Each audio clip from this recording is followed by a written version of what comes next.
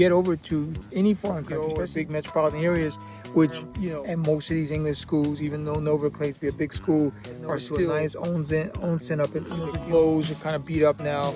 But now you're on your own. Now you are required to pay. You're not making a good enough salary, and you're not going to be around. Well, that's bull. It will always be around. The minute that's so scary, and politicians will not let that go away. They will to 70, which is a big, but they may change that now to where they get 21 years old. You're like 40-something years away from Social Security. But guess what? You got to born average, or averaging around 19. They'll live in Mexico, they'll live in Portugal, wherever they can do, wherever they can live. What I'm getting at too is that if you did decide to move over here, if you're not living in the right neighborhood, you have to get a condominium. Guess what? It's going to be more than double. Now you're paying just. But I was bringing home actually like you're not going to really have time to do a lot of shit, and it's going, and that's just like basically just it's only cost you 5,000 yen a night. 31 years ago, it's 4,500 yen. Now it's only 5,000 yen. So if you're going to be just Google Map your keywords, most of you will still want to teach in Japan. Then you need to start looking at bus, starting to cost you more. And another thing coming out, business card back when we had the fest out here, they gave me a business card, man. So guys, yes, I still think that English teaching is not the way to go here. A lot of people are in debt, and then guess what? I did mention last year when I did a couple videos on English teaching here in Japan, that how they're dying in Japan. I forgot to mention one thing. And that one thing that I forgot to mention is how student loans come into play. So I didn't check the yen rate today, but lately it's been around 143, 144 yen to the dollar. So for all intents and purposes, the yen is weak right now. A strong yen, you can consider anything at 110 yen and below for the yen would be strong. 143 or 44 yen is a bargain for people coming to visit Japan, and people, like me, who are getting paid in dollars living in Japan. But it is not good for people who are going to be getting paid in Japanese yen. And what I mean by this, when talking about the English teachers here, is a lot of people come over here fresh out of college, right? So they do their 4 years in college, they get out, they're excited about coming to Japan, right? So they come to Japan mainly to teach English, because that's the easiest way still today to get over here to work for these various English schools. You can either work into the JET program. You work for a company called Interact, which does this, connects you with the local public schools, or you could work for private schools like Nova or ECC or Berlitz, or whatever you want to. But no matter who you work for, you're still going to be required to pay those student loans back. And here's the kicker. Because student loans, what they really do is they costing you about 50%, if you think about it. So the average salary in Japan for an English teacher is about 190,000 yen. And I may be generous here, but 190,000 yen a month. Do the math what the rate is, but 90,000 yen a month. And then on top of that, 190,000 yen, quickly they're going to take off your cost for health care in Japan, which is inexpensive, but still. They got to take that out. They got to take out the taxes that you're going to, have to pay. So more than likely, you're only going to be bringing home about 145,000 yen, maybe 150,000 yen, if you're lucky. Okay, more than likely close to the 150,000, maybe 160,000 in some cases, but still you're going to be bring home less than that, because most of the schools that when you get over here are going to want you to pay for the apartments they're going to put you up in, right? For example, I know Nova will charge you about 55,000 yen a month just to put you up into a place, right? So think about it. If you're after they take the skim off the top, pay for your taxes, your health care, right? Say if I'm being generous, you still got 160,000 left. Well, with that 55,000 yen that you got to be paying every month, boom, now you're down to 105,000 take home. With that 105,000 take home, out of that money, you got to be paying your student loans. The average student loan payments a month is about $350 a month. So do the math on that. If you just basically do the simple math at 150,000 or 150 yen to the dollar, then you're looking at another 45,000 yen on top of that. You shake your head, you bring in way less than you thought you were going to bring home. You take another 45,000 off 105,000 yen. You're lucky if you actually have over 70,000 yen to eat and to live on. Okay, this is the reality of it. This is the reality of how your student loans are going to affect your salary over here in Japan. Now, I know as a former English teacher, when I was teaching here back in the 90s, which is why I can speak on this because I do have the experience on that. When I was teaching back in the 90s for Nova and for other English schools, I taught for 2 English schools, actually 3. In the late 80s until the 90s, I taught at the YMCA once a week, every Saturday in Okinawa, but I was also teaching my private classes. I was making quite a bit of coin. Overall, I was making about 250 to 300,000 yen, and all of that money was tax-free for me. And I was in the Air Force, so I was putting that money basically in the bank, right? And that's the idea. The general idea is when you get over to any foreign country, especially in Japan, which has the 4th largest economy in the world, you're expecting to say, okay, well, I can make money and I can save money. I can send money back to the States. Yeah, you're going to be sending money back to the States because you're going to be paying those student loans. That's what you're going to be sending money back to the States to do. So you won't really have much to save. Okay, it depends on where you live. You live in the Tokyo area, which most of you be going to Tokyo or the big metropolitan areas, which prices are going up left and right. Like I said, I did a video recently on cost of living going up in Japan, which it is, but your salary's not going up. So, in fact, most Japanese salaries haven't gone up in over 30 years. Last year, the union people would like to say, yeah, we're raising salary for the first time in whatever time. But the average person that works at the average small Japanese firm and most of these English schools, even though Nova claims to be a big school, are still operating under the small business mentality. They're not paying you a lot.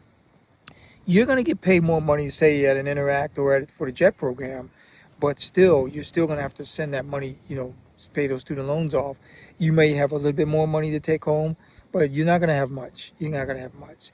So it's for you guys that are just jumping on the deal here to get over here to teach English. I just want you to take that into consideration. My apologies for forgetting to mention that last year, but when you're doing it, when you're over here as a young college student, college graduate, you must remember that you still have to pay those student loans. And those student loans, they're not the kind of loans that you can just write off and say, okay, be bankrupt, I'm done. No, you don't bankrupt the government.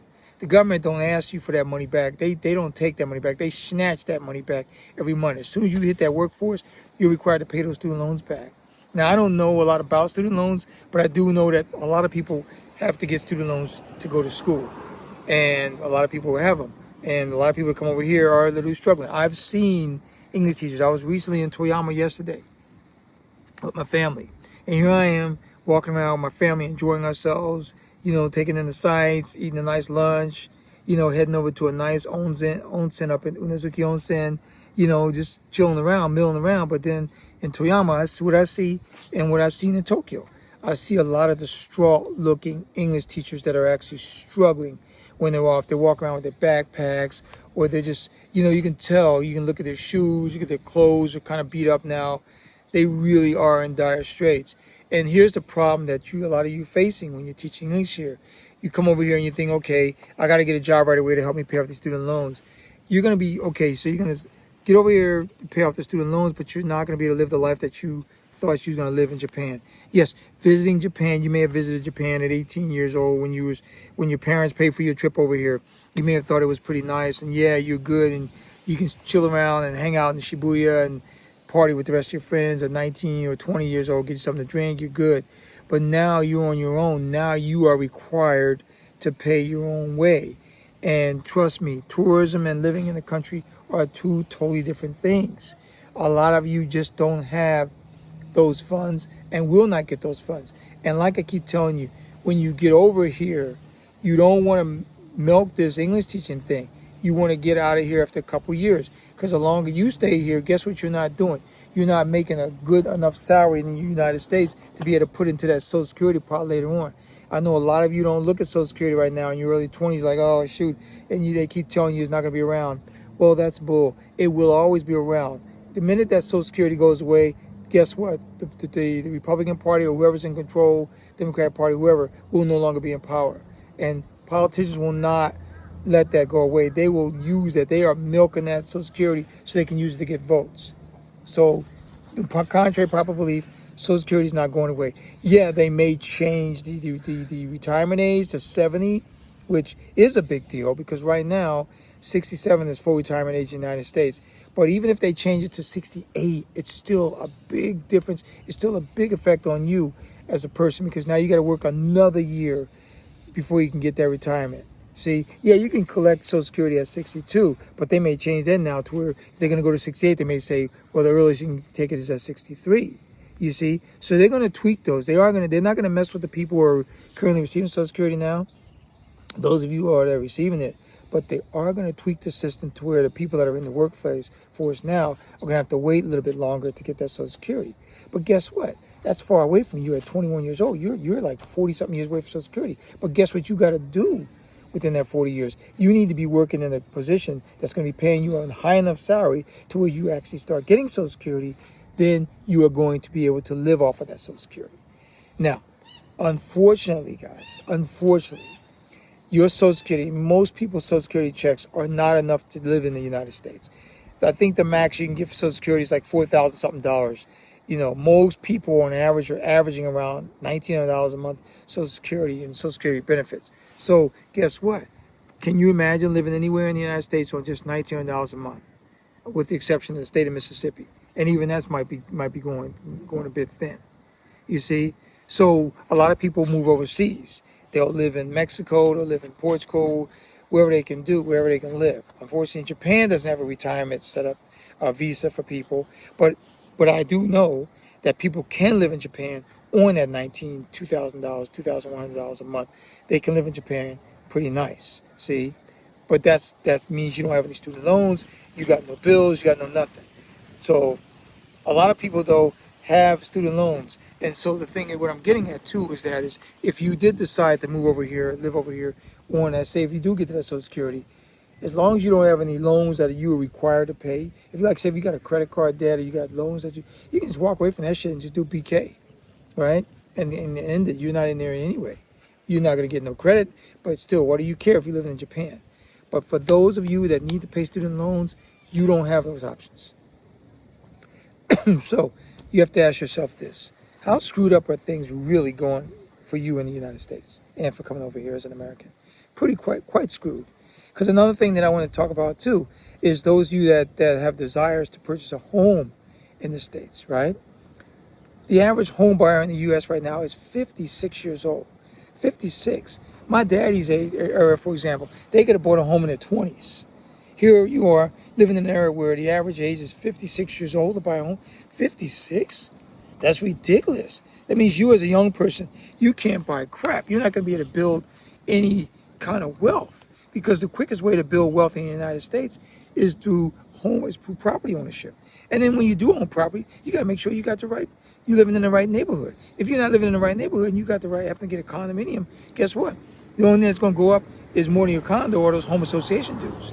You may get yourself in a situation where you're like, okay, I got a nice condo and say Bankhead in Atlanta or somewhere, and your mortgage might be at $1,500 a month.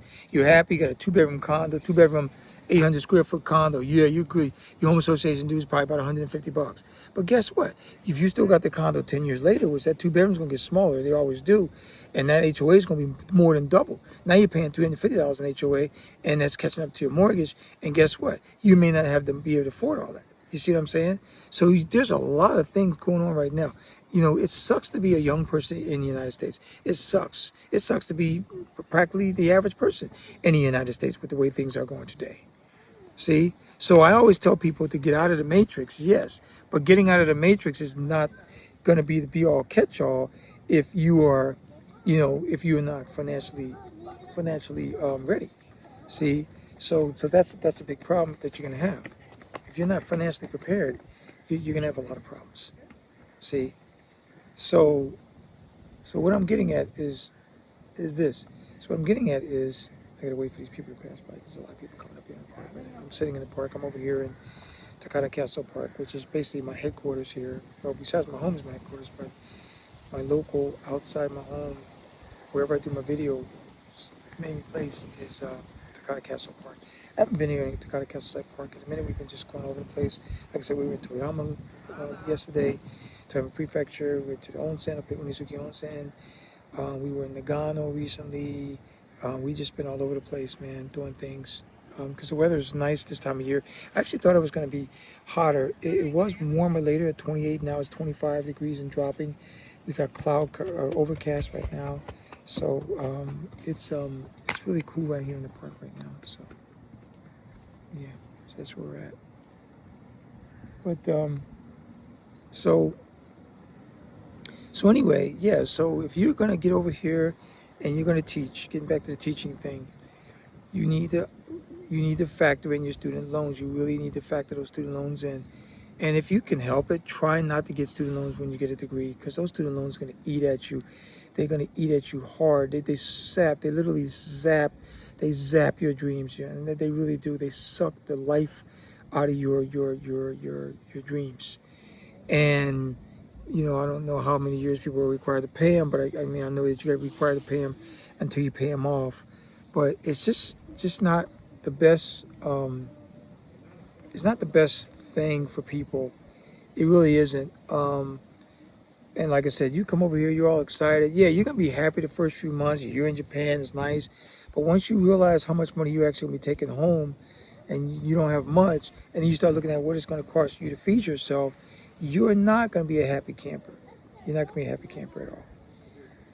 If you can manage to get over here without any sort of debt whatsoever in the States, which I mean, including those student loans, you're still going to be still going to have less money to take home, but it's going to be more than what you had, say, like I said, about 45,000 yen or more, you're going to be able to take. So maybe that 70 I mentioned earlier can jump up to 105,000 take home after you pay all your shit on an average 109,000 yen. And that may be kind of high. Maybe 180,000 yen in salary for English teaching. It hasn't gone up, guys. When I was teaching English in Japan, like I said, back in when I worked for companies. So I told you what I was making privately, probably about 300,000 yen, and I pocketed all 100% of it. But when I was teaching at Nova before, my last base pay was about 330,000 yen a month, but I was bringing home actually like 400. I was making about 430, 440,000 because I worked overtime a lot. At that time, that was good money. The yen rate was about 95 and 80 to 90, 85, 95 yen to the dollar. That was good dollars for me at the time. See, but and I didn't have the debt that these people have with the students, because I had never had any student loans. But I tell you, man, nowadays things are so different. When you're getting paid in yen, you're not making that much money compared to what you're going to be paid. And the sad thing about that too is, let's say that you do manage to get your parents to pay for you, because a lot of people we have to rely on their parents to pay for them to take their annual vacations back home to the States, whatever the case may be. You're still not going to have a lot of walking around money after living in Japan. You aren't. And then you might. Some guys are getting home and like, well, let me see what it's like. They literally leave Japan and go home on vacation, and they try to find a higher paying job, and that's even harder to come by now. It's harder to come by. The only way you can do it is by working 2 jobs and trying to pay those student loans off. Even then, you're not going to have no time to socialize. You're not going to really have time to do a lot of shit. And that's just like basically just all you're doing is chipping away at that big ass boulder of student loans. You need to really, one thing I'm getting ready to say, you need to get into investments. Yes, you need to get into investing. You need to work on those dividends. Work on those dividends. Get those dividends built up. That way you can use those dividends to help supplement your income. And then you can start to see a turnaround and start to get your life better. But other than that, you're going to be struggling. And here's another thing, too. When you come over here at the young age of 20, 21, 22 years old, and you're staying at that say a lodge like the Kimi Ryokan, which only costs you 5,000 yen a night while you're looking for a place to live. A lot of people do that. They don't know about the Kimi Ryokan in Ikebukuro. I'm not plugging an ad in here, but I know I stayed there quite a few times, and it saved me a lot of money. And I give you an example of how good prices are in Japan. When I first stayed at Kimi Ryokan in '94, it was costing me 4,500 yen a night. I was there the 28th, the last few days of May. I took a friend of mine. We had the breakfast there, and I looked at the price. And I took a picture. I said, "Oh, damn! It's only 5,000 yen a night to start off with." And it was back then. It was 4,500. It only went up 500 yen, 500 yen, and over 31 years. 31 years ago, it was 4,500 yen. Now it's only 5,000 yen. So if you're gonna be coming to Tokyo and doing some things you want to teach, I recommend that you start looking at budget lodging. And the Kimi Ryokan is very good, and they also have a lot of references there for you to find jobs and whatnot. I would definitely highly recommend you staying at the Kimi Ryokan in Ikebukuro. You can catch the Marunouchi line straight from Tokyo Station to Ikebukuro Station, and just Google map your Kimi Ryokan. When you walk there, you'll be right there. It's only a few minutes from the station. You don't need a taxi. Just get there and you're good. I highly recommend you stay there to get yourself started. And that's what I'm getting at. If you're going to stay here, if you're going to teach, because most of you will still want to teach in Japan, then you need to start looking at budget. You need to start looking at how to make your budget better in Japan. Look at that. You can help yourself out. If you want to eat, go to the convenience store. You know, don't go to the restaurants. Tokyo restaurants, unfortunately, in Tokyo, a lot of the highly visited areas like Shibuya, Shinjuku, those restaurants, those prices are going up, guys. Yes, they're going up. If you want to go out eat in Tokyo and still get the Tokyo experience, go into the outlying wards like Setagaya Ward, Ota Ward, Nerimaku, Setagaya-ku, Ota-ku, Edogawa-ku, those kind of places. You can eat pretty reasonably out there or go outside the major city areas, you know. But inside in the city, Tokyo, Shinjuku, Shibuya, Roppongi, Minato City, Ueno, Saitama, all those places are going to they're starting to raise their prices, guys, starting to cost you more. And another thing coming out too, Japan is also contemplating ending the duty-free deal, see, for tourists. So, you know, when you get over here, you might first consider yourself a tourist, but they're starting to want to end that. They want to get money off these tourism. They're going to get money off of you, see. So think about the budget. Don't think about trying to be all the big shot over here and trying to show off, because you won't be able to show off with that kind of money. That little bit of money you won't be getting English. And another thing, like I said, don't do English teaching no more than 2 years, because you're not putting into that Social Security part. If you end up getting stuck over here thinking you're the band and you end up teaching here for 20 years, all you're going to end up doing is hustling. Like I told you about that guy that gave me that business card back when we had the fest out here. He gave me a business card, man, and he's like got 3 or 4 different things that he does in it. That just showed me he's just out here struggling, he's hustling, because he overstayed himself. And when you overstay, guess what? You haven't put your money in that Social Security pot. And when you haven't put that money in your Social Security pot, when you do get a Social Security age, you won't be able to get nothing. If you don't work 10 quarters, that means if you don't work 10 or 40 quarters, that means 10 years in the United States, you will not qualify for Social Security no matter what. And so if you're going to work those, you got to get yourself a job that's going to pay you a good salary, so that way when you get the Social Security, it's going to be good. Otherwise, Social Security is going to be shit. See? So these are things that you need to take into consideration. These are things you need to take into consideration. This is BSP. I'm getting up here telling you about this because I care and I love to see you succeed. But this is BSP. I'm out. I'll talk to you guys later.